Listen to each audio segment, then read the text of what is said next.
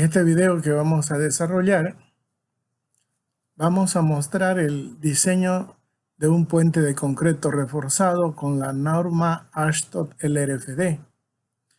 El puente que vamos a diseñar es un puente tipo viga y losa. Antes de empezar, vamos a hacer una aclaración. En esta hoja que vamos a ver, la hoja de Excel, tenemos celdas en amarillo en la cual tenemos que introducir los datos del puente. Las celdas que no tengan amarillo y tengan valores son celdas que tienen fórmulas y nos están dando resultados numéricos. Con esa aclaración empezamos entonces a describir el puente. Tenemos un puente, la sección transversal de un puente, y la tenemos acotada. Todas las dimensiones del puente están acotadas, en la cual pasaré a describir de una forma bien sintetizada. Tenemos A sub C, es el ancho de calzada del puente. Tenemos A sub AC, el ancho de la acera peatonal. Tenemos una baranda con poste de hormigón armado y pasamanos de tubos metálicos. Tenemos una parte donde el poste está empotrado en la acera, donde mide el poste 25 centímetros, pero solamente está empotrado 20 centímetros. Quiere decir que 5 centímetros vuela del puente, sale de la acera. Se lo ve entonces en forma lateral como un relieve que va a tener el puente, sería su diseño arquitectónico. El poste tiene forma trapezoidal. En la parte inferior tiene 25 centímetros, 0,25 metros. En la parte superior tiene 0,15 metros. La altura libre del poste o de la baranda peatonal es de 0,90 y la altura total del poste es de 1 metro. También tenemos el bordillo. La altura del bordillo la hemos denominado H sub B mayúscula. La altura de la losa, que es la que forma el tablero del puente, es T sub F. La altura de la carpeta de rodadura es E sub R. La separación que hay entre baricentro y baricentro de viga la hemos denominado S. La parte de volado del tablero, desde el baricentro de la viga hasta donde empieza el bordillo, la vamos a denominar A. Las vigas, las 3 vigas, tienen una forma especial, una forma donde tiene una parte más ensanchada en la parte inferior. Luego tenemos una parte más esbelta que es de 0,20. La parte ensanchada hemos denominado B sub W. La altura total de la viga es H sub B dentilabial. También tenemos una riostra o diafragma en la cual están arriostrando, uniendo las 3 vigas. Esta riostra también tienen sus medidas. A la altura mayor le hemos llamado H sub R mayúscula y a la altura menor hemos denominado H sub R minúscula. La longitud de la riostra, de cada una de las riostras, es igual a S menos 0,20 y la longitud menor es S menos B sub W. Esas serían todas las variables que necesitamos para el diseño del puente. Luego pasamos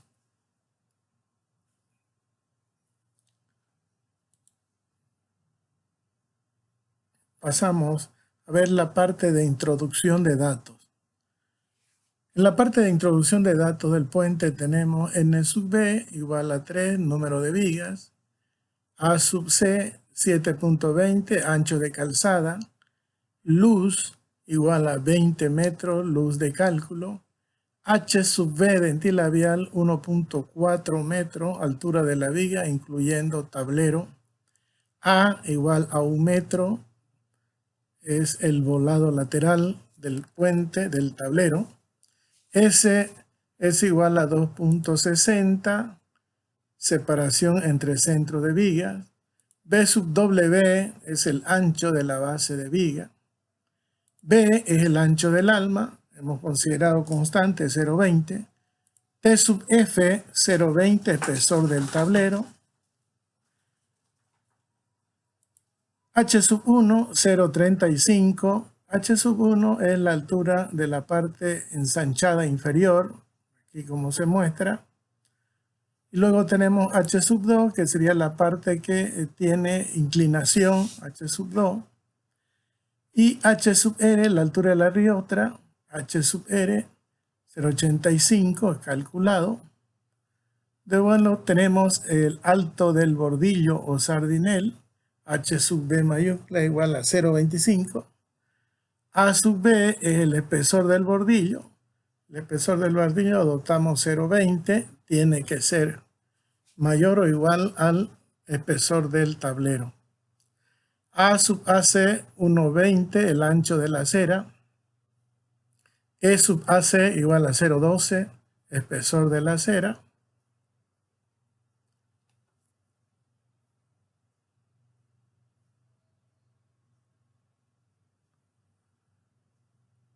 F'C, la resistencia especificada para el concreto, 250. Vamos a usar para este puente. La resistencia a fluencia del acero, F sub I, 4.200 kilos por centímetro cuadrado. Calculamos el número de carriles, que vendría a ser igual al ancho de calzada dividido entre 3.60. Tenemos 2 carriles de tráfico.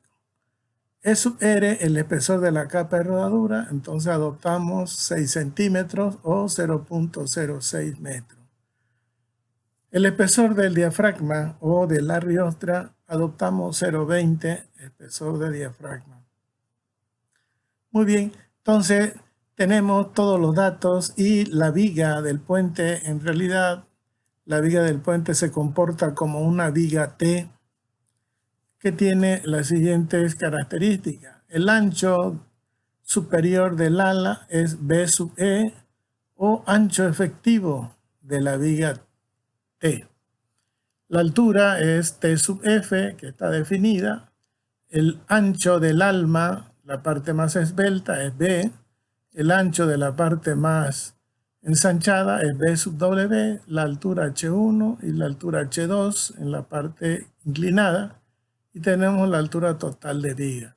Con todos estos parámetros podemos determinar nosotros el ancho efectivo de la viga T de acuerdo a la norma Ashton, ya sea para la viga interior o para la viga exterior. Luego tenemos entonces el cálculo. Para este cálculo hemos preparado una función en Visual Basic, una función que me calcula el ancho efectivo de la viga interior, haciendo las 3 comparaciones que recomienda la norma Ashton. Aquí vemos, entonces le damos en función f de x y nos aparecen los argumentos de la función. Aquí tenemos L, que es la luz de cálculo, T sub S, que es el espesor del tablero, S, la separación que hay entre baricentro y centro de viga, B sub W es el ancho del alma de la viga, la parte más delgada. B sub S no se utiliza en este caso porque B sub S sería el ancho de una viga I. En este caso no tenemos viga I superior, ponemos 0 y el resultado del ancho efectivo nos da 260. Según el artículo 46261 de la Ashton LRFD 2017. Luego calculamos de la misma manera el ancho efectivo de la viga exterior. También hemos preparado una función en Visual Basic. Entonces le damos aquí donde dice f de x, insertar función, y automáticamente nos sale este cuadro donde dice argumento de función, y le damos entonces longitud, otra vez me pide la longitud del tramo, 20, T sub S, espesor del tablero, S, la separación entre vigas, B sub W, el ancho del alma, y A es el volado. Se necesita el valor del volado del tablero. Entonces hemos puesto 1 metro. El resultado, haciendo las 3 comparaciones que pide la norma, elige el menor y nos da 230. Entonces ese es el resultado de una función que ya calcula el ancho efectivo. Luego pasamos a calcular el momento flector para carga viva. La línea de influencia del momento debido al camión, o sea, la línea de influencia del momento es esta que vemos, esta curva, esta línea triangular, esta gráfica triangular, y las cargas P significan las cargas por eje del camión tipo que nos indica la norma que tenemos que utilizar. Esta carga P es la carga por eje de camión. Es igual a 32.000 libras. 32.000 libras que tenemos que utilizar como carga P. Entonces, esta transformada a tonelada equivale a 14.528 toneladas. Esta es según el artículo 36122 de la ASHTO LRFD. Luego tenemos una carga también que tiene que actuar junto con el camión, una carga distribuida, según el artículo 36124 de la ASHTO LRFD. Q es igual a 0.64 kilolibras por pie. Eso transformándolo a toneladas por metro. Aquí vamos a hacer el cambio. Tonelada, la unidad es tonelada por metro. Entonces ponemos aquí toneladas por metro. Equivale a 0.953 toneladas por metro. Muy bien, habiendo hecho esa corrección, pasamos a la línea de influencia. La línea de influencia, según el teorema de Barré, tiene que estar a una distancia C medio del centro de la viga, donde C medio es la distancia que hay también entre la resultante del sistema y el centro de la viga. Aplicando el teorema de Barré, entonces tenemos el cálculo del momento. En primer lugar, el cálculo de la línea de influencia están hechas en un macro que le damos calcular y aquí calcula. Entonces, dependiendo de la longitud del puente, en este caso ya tenemos esos datos y simplemente para que se pueda observar estos valores de línea de influencia los borro, se borran los momentos, todo, y yo le doy calcular al macro y automáticamente me calcula las ordenadas de línea de influencia. Una vez teniendo las ordenadas de línea de influencia que corresponden en la dirección de cada carga, podemos calcular el momento que se genera por el camión, que sería igual a P por N1, P por N, P cuarto por N2. Esto me da entonces 125.235 toneladas por metro. Luego calculamos el momento de la carga de carril. La carga de carril habíamos dicho que vale 0.953 toneladas por metro lineal. Entonces, aplicando la línea de influencia, el momento de esta carga en ese punto donde se da el máximo momento en el camión es igual a Q sub C por N por L sobre 2. Es decir, la carga distribuida por el área de la línea de influencia, de la gráfica de la línea de influencia. Eso nos da 47.41 toneladas por metro. Muy bien, la norma nos dice que tenemos que calcular dos sistemas de carga. Un sistema de camión más la carga de carril y el otro sistema, una carga tándem más la carga de carril. Entonces tenemos que hacer esos dos cálculos y entre los dos elegir el que produce mayor esfuerzo. Por lo tanto, tenemos el tándem, son dos cargas, son dos ejes que están separados 1,20 m. y cada eje pesa 25.000 libras. Eso equivale a 11.35 toneladas. La carga de carril sigue siendo la misma, 0.953 toneladas por metro lineal. Muy bien, con esa característica también ya se calculó las ordenadas de línea de influencia juntamente con la ordenada de línea de influencia del camión. Por lo tanto, ya teniendo las ordenadas de línea de influencia N y N1, procedemos a calcular el momento que genera el tándem. Ese momento entonces es igual a 106.792 toneladas por metro lineal. El momento por carga de carril sería igual al Q, que es la carga distribuida, por el área de esta nueva línea de influencia del tándem, aplicando el teorema de Barré también para las cargas del tándem. Entonces, esta nos da 47.607. Si nos fijamos acá, es un poco mayor a la que nos da con la carga de la línea de influencia debido al camión. Pero lo que manda acá es el momento que genera el camión, 125.24 toneladas metro. Y acá el tándem genera solamente 106.80 toneladas metro, podríamos decir redondeando. Muy bien, entonces una vez evaluado ese valor, también la norma Ashton nos dice que cuando la acera tiene más de 60 centímetros de ancho, se considera también actuando junto con las cargas vehiculares. Y tenemos que considerar esa carga entonces. La carga, según la norma, el artículo 3616 del Ashton, la carga peatonal es igual a 0.075 kilolibras por pie cuadrado. Por lo tanto, transformando esas unidades, la carga peatonal es igual a 0.367 toneladas por metro cuadrado. El ancho de la acera es 1,20 metros. El número de aceras son 2. Por lo tanto, la carga por metro lineal de puente, por los dos lados, tenemos que es igual a 0,881.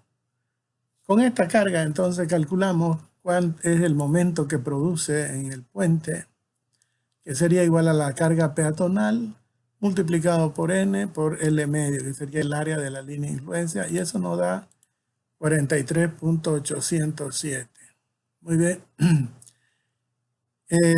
Esta N debería elegirse de la N que nos da en el mayor, en el caso más desfavorable. En este caso sería el caso del camión.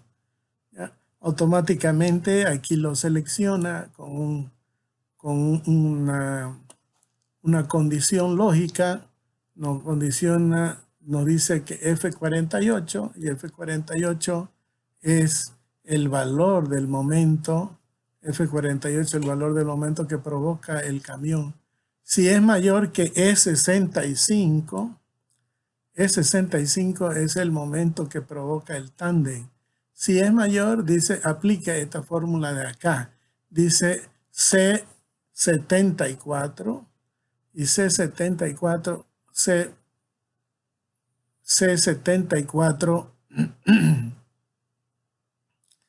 es la carga peatonal. Es la carga peatonal por B47. B47 vendría a ser N, que provoca el camión tipo, por B19, que es L sobre 2. En caso de que esto no sea mayor, entonces me toma C74 otra vez, que es C74, que es la carga peatonal, multiplicado por B65. Y B65 vendría a ser N, que provoca el tándem para esta línea de influencia, por L sobre 2. Muy bien, entonces ahí ya elige el mayor, y ese sería entonces para la situación más desfavorable para calcular el momento por carga viva en las aceras. Muy bien, una vez calculado todo eso, tenemos que calcular el momento de la carga viva. momento por carga viva. Se elige el mayor y se incrementa 33% por efecto dinámico. Solamente el incremento es al camión tipo, no a la carga de carril ni tampoco a la carga peatonal. Perfecto, entonces se le aumenta 33%, que sería el efecto dinámico, para en el caso de resistencia 1. Haciendo estas operaciones, entonces sumamos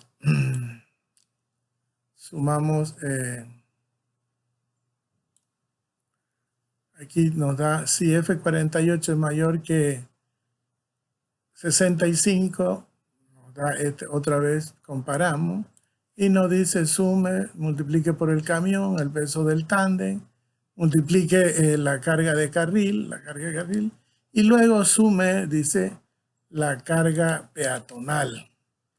Entonces eso es lo que estamos haciendo acá, sumando la carga peatonal. Entonces aquí está haciendo la comprobación de cuál de las dos situaciones.